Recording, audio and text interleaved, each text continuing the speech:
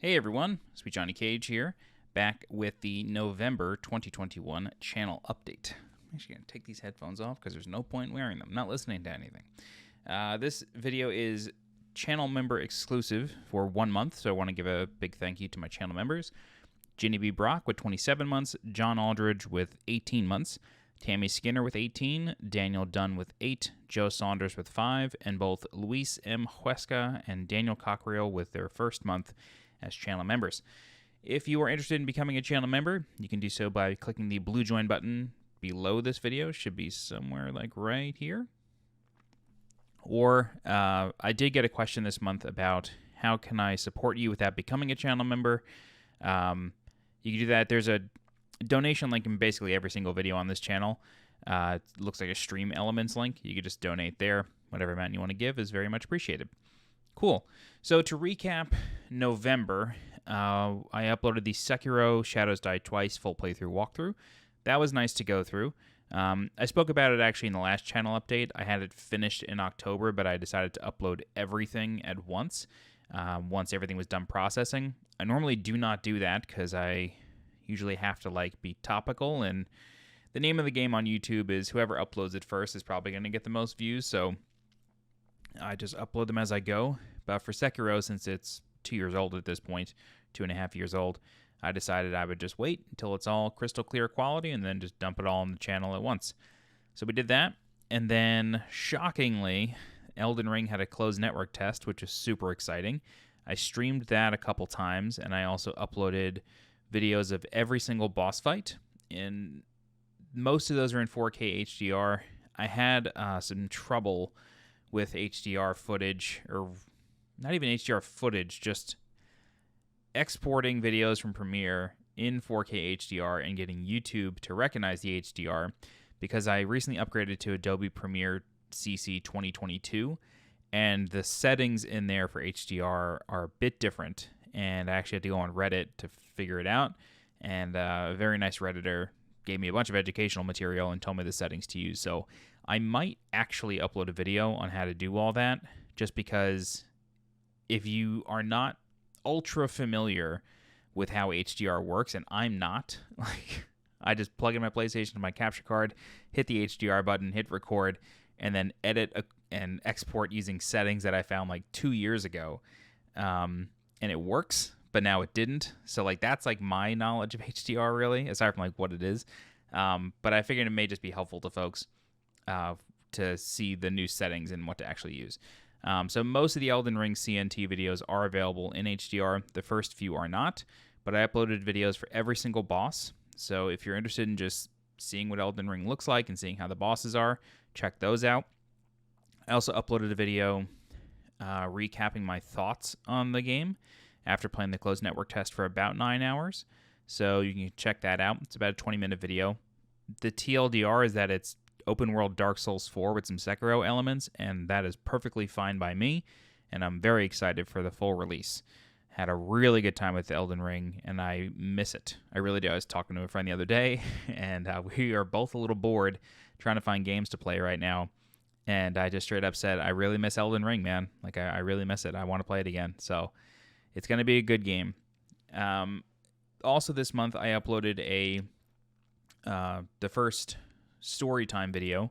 So in the last channel update, I mentioned that at the end of my full playthrough walkthroughs for the Souls series, I usually give my story about what was going on at the time of release, how I came to play the game, what I thought of it, so on and so forth. And for Dark Souls 2 and Bloodborne, me and a bunch of friends got together and we had basically a LAN launch party for those games, and it was a ton of fun playing it together. And then for Dark Souls 3, I talked about how, I lost the job and had to lay some people off. For Sekiro, I talked about how my mom passed away just after the game came out, and how I didn't actually remember sitting down and playing it at any time, and I still don't. But I sort of had the idea of just making videos about that stuff, about my life experience and, calling them story times. And so I uploaded a video about my college experience, and that video was received really well. I got some really nice comments on that video. Folks who were also taking more creative tracks, or, are sort of bucking the trend on the 4-year college experience, or just like unsure of what to do in life. And like that was the purpose of that video and sharing that story. It was like I wanted folks to know, like, you know, some people look at me and say like, hey, he's got a successful YouTube channel, he's got a successful career, he's got it all together, and like this must have, you know, he must have had that typical high school to 4-year college track and he has it figured out. And it's like, no, like it couldn't be further from the truth. So I was very glad to do that. And right now I have already recorded a video on my career so far. It is uploaded. I haven't actually watched it for the, you know, to see how it came out. Typically the way I frame those videos is I will just like press record and then have a notepad file of like the topics that I want to cover. And so, but it's just sort of like free flowing, sort of like this, really. It's the exact same process. In that video, so the college experience video was an hour. This career video is over an hour and a half.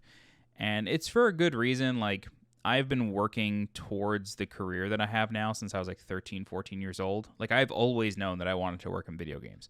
So it's a long story to tell. And I've picked up so many skills over the past 20 years that it's all relevant, at least to me. So I'm just not exactly sure if I rambled too much or if I didn't really get the point across or anything, but I'll play it back and I'll watch it. If anything, I'll just re-record it and, you know, make it a little bit tighter. So that's basically the recap for November. Going forward, though, I did mention in the previous channel update, I got a WD-40. This thing is a little squeaky, or maybe just loosen it. I did mention in the previous channel update back in October that things are going to slow down a bit because of the lack of new releases that I'm interested in, and that still remains the case, with a couple of exceptions. So Dark Souls Remastered is getting an overhaul mod that should be releasing December 21st, I believe. It's called Nightfall. It's a fan-made project, and it's only available on PC, and it's only available for Dark Souls Remastered. So if you're interested in playing it and you only have Prepare to Die Edition, which is all I had until a few weeks ago, you will need to go out and buy Dark Souls Remastered. But this is an overhaul mod, which means that it is completely revamping the adventure, and they actually built a story with it, which is really cool. And this is supposed to take place, it's supposed to be a direct sequel to Dark Souls 1. And the way that they are starting to tell that story, or at least this is the way I think the game opens, just based on the trailer, is that you escape the Undead Asylum again, but instead of the crow picking you up on the cliff, now you jump off that cliff, and as you're falling down, you see the kiln of the first flame, and that's where you're jumping into. And if you look, you can see the chosen undead killing Gwyn and leaving. So it's like immediately after, or maybe that's just like a memory you're witnessing, but like it is a direct sequel to Dark Souls 1. And it has new combat, new bosses, new areas, I believe. So I'm really excited for it. I will likely stream this game just because making walkthroughs for mods doesn't really get a lot of views, and the folks who are playing these mods typically don't want to use a walkthrough. You know what I mean? It's like not really the point. But I will definitely be playing Nightfall. So I have a break from work from December 20th until January 2nd. So I'm going to have plenty of time to stream this game, and I'm really excited for that. The other thing that I want to mention is Elden Ring was really like the next big release that I was looking forward to and would have guaranteed coverage for on this channel. There is another game coming out in February, though, called Sifu. This is a really cool martial arts game on PlayStation, and I did not plan on covering this game because I think it was coming out like a couple days before Elden Ring, and there was just not going to be any possible way that I could do both. But luckily, the release date for Sifu got moved up. So that is now coming out February 8th, and so I will be able to cover that. Hopefully I'll get it a little bit early. This way I can kind of get a head start. This way I don't fall behind on Elden Ring when I eventually get that. But I will be covering Sifu, of course, with the disclaimer of provided I enjoy it. If I don't, then I won't. But that is the plan right now. And then that will lead us directly into Elden Ring February 25th. So yeah, this channel update isn't too much different than the previous one. It's still a lull here in the industry in terms of games that I'm interested in. I don't really play like the perennial releases like Call of Duty or Battlefield or any of that stuff. So, this time of year is usually pretty quiet for me. That said, though, I did want to take a moment or a couple minutes to discuss an idea that I've had kind of mulling around in my head the past couple months. And that is this. So, whenever I release guides for a game, the comments that I get on videos are, I would say, like 95% really, really positive. People saying thank you, people saying, oh shit, I didn't know that trick, or I didn't know what to look out for, those sorts of things. People who are appreciative of the help and think the content is good for them. But 5% of the comments, or the other 5%, are people just like really shitting on the game. And it doesn't matter what game it is. It could be Kena Bridge of Spirits, it could be Metroid, it could be a Souls game, it could be, I don't know, literally anything I've covered on this channel. There will always be those people. But with Metroid Dread specifically, those comments got a lot more common. And I think the reason for this is because it's a Nintendo game and Switch is like the number one selling console, I'm almost positive right now. And so like more people are playing it, so it's just a bigger audience. And with a bigger audience comes a bigger vocal minority. Like it's just how math works, right? But the comments that people have been leaving, and this isn't everybody, this is a minority, but the comments that people have been leaving are along the lines of like, this game is trash, the designers are dumb, these bosses are way too difficult, I've been trying this for a week, I can't get past it, I've been here for hours and I can't get past this thing, or how the hell was I supposed to know that? Like, just like comments based in frustration. And as a gamer who plays a lot of really difficult games and sort of thrives in those experiences, or I really love them, I never really feel this way about games, unless to me it's like very like clinically bad design, or there's glitches or something. And so it just struck me when reading these Metroid Dread comments that so many people, and again, it is a minority. I mean, the video for like the final boss is like 75,000, 80,000 views and hundreds of comments, and it's, most of those comments are very positive. So it's still a minority, but the minority is loud. And so whenever these comments come in, it just sort of leaves me scratching my head. And I've discussed this with some friends, and we all try to figure out, like, we're in our 30s, right? Like, I'm 33, my friends are all around the same age. And so we try to avoid the old person mentality of being like, oh, kids these days just don't know, or kids these days are lazy. Like, we try to avoid that at all costs. But I think there is some truth to that. And so I'm trying to figure out a way to like make content around this discussion without, one, biting the hand that feeds me, and two, I just don't want to seem rude. I don't want to seem ungrateful. I don't want to seem dismissive of the concerns. And so the way I, am thinking of doing this constructively is making a video that is somewhat tongue-in-cheek. Like, I do think that there is humor here. I really do. But, I don't want to be disrespectful. I don't want to dismiss people's frustrations and just be flippant about it. But I think a fun way to do this could be like making a video of just top 10 tips for how to play video games. Like, because a lot of these comments are around like, how was I supposed to know that? Or I can't possibly react that fast.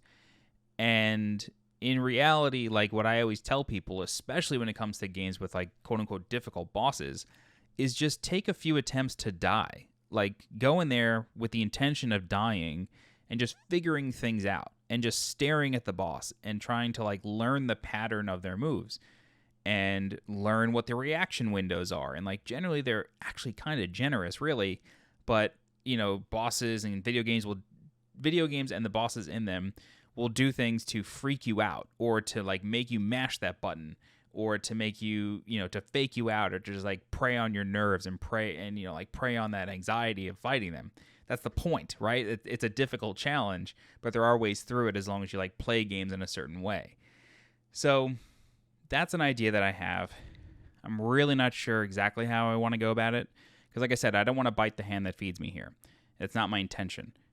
I'm a guide maker. I would not have a quote unquote successful YouTube channel if folks didn't need help in video games. So I don't think video games should be made super easy. But also, like, I don't want, in a selfish way, I wouldn't want games to not need guides. Or not that you need guides, but like, not everybody can play a game without a guide. You know what I mean? That's perfectly fine. But yeah, like, because I upload this content and I get paid for this content based on ad revenue, the more people that look at it, the more money I make. So, like, I don't want to bite the hand that feeds me here. But I do think that there is a statement to be made about, like, calm down, right? Like, just calm down and be patient in a video game, and you'll have a much more successful experience.